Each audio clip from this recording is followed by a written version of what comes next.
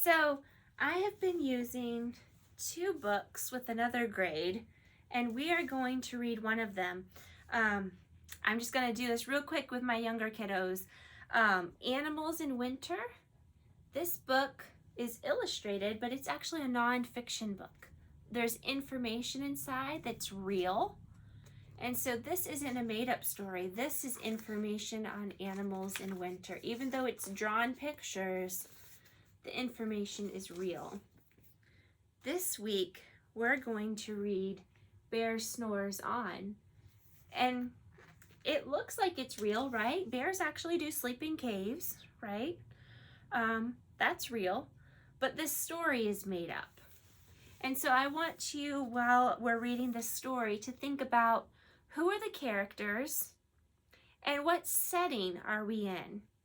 Where is Bear? And maybe what season is Bear in, right? There's 4 seasons, right? Spring, summer, fall, and winter.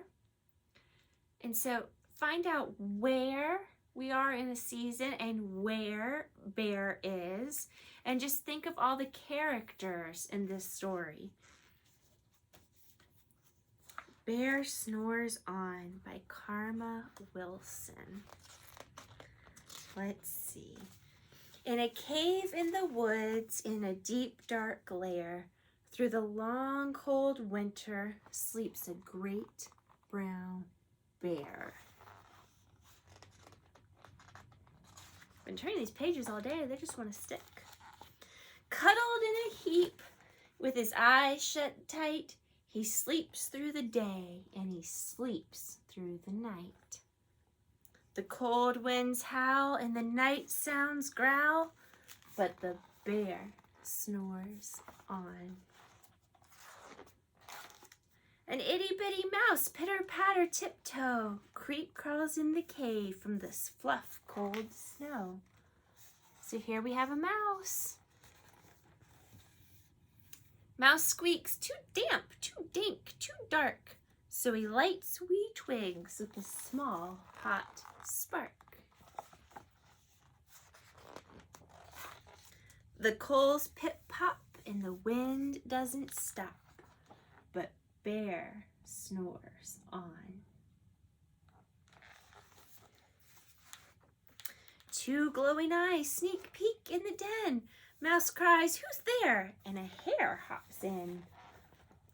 "Ho, Mouse," says Hare, "long time no see." So they pop white corn and they brew black tea. Mouse sips wee slurps, and Hare burps big burps. I don't want to actually burp. I don't think I can. But the bear snores on. Look at the characters. We've got a mouse, a hare, and a bear. Right?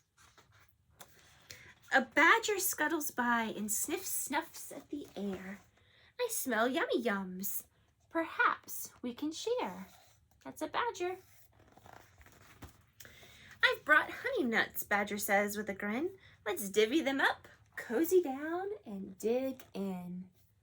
So we've got mouse, hare, and badger in Bear's lair, right? And they nibble and they munch with a chew, chomp, crunch. But Bear snores on. A gopher and a mole tunnel up through the floor. Then a raven and a wren flutter in through the door. Mole mutters, "What a night! What a storm!" twitters wren. And everybody clutters in the great bear's den. There's the mouse and the hare and the gopher and the badger and the mole and the raven and the wren, right? They tweet and they twitter and they chat and they chitter, but the bear snores on. In a cave in the woods, a slumbering bear sleeps through the party in his very own lair. Hare stokes the fire and mouse seasons the stew, and then a small flick of pepper makes the bear go. What do you do when it tickles your nose? You go, ah, ah, ah, shoo!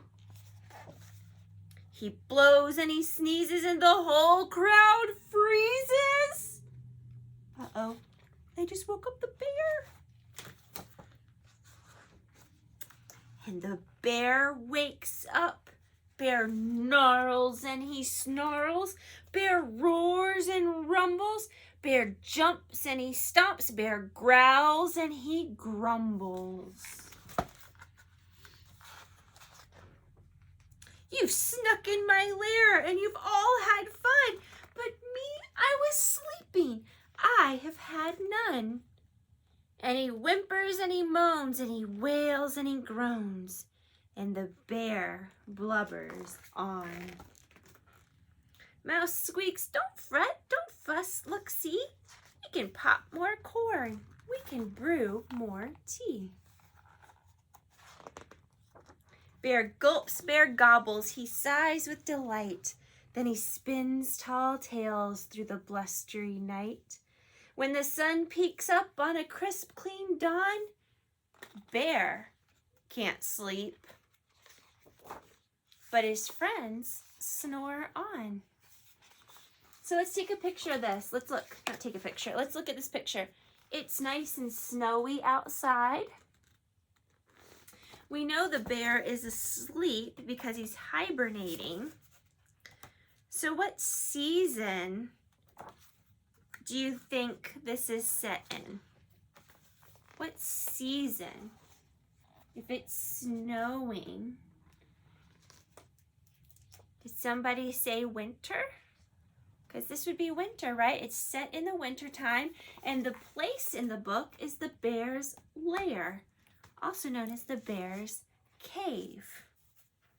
And then the main characters, Bear doesn't really do much till the very end, does he? But he's definitely a part of the book. But we've got the mole, the raven and the wren, the mouse. We've got the badger and the hare and the gopher. We've got all kinds of characters in here, don't we?